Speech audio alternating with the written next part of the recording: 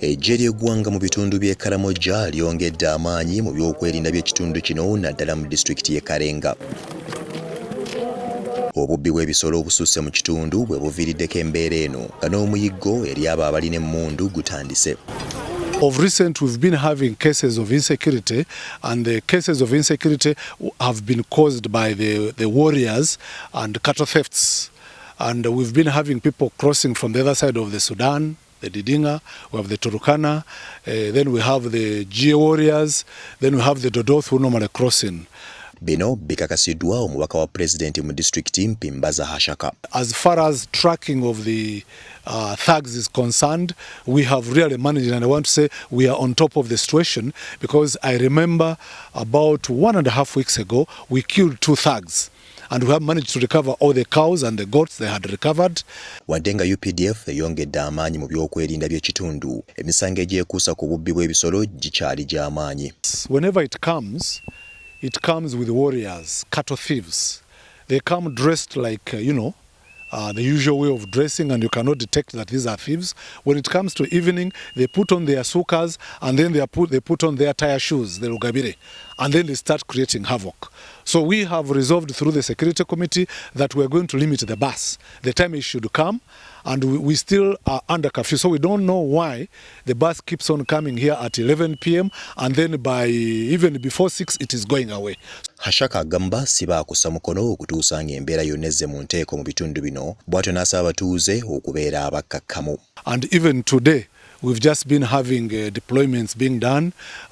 We, from tomorrow, are having the Armed Stock Theft Unit, ASTU. We have created a new detach on that road going to Kacheri towards Kotido, because that's where some of the thugs were coming from. And we're sure that by tomorrow, we shall have enough enforcement as far as the Armed Stock Theft Unit is concerned. We have created another new detach for the army. We have the new barracks, which is just across there. Then we have the 4-3 Battalion, and so we are really now much better off than we were a few weeks ago.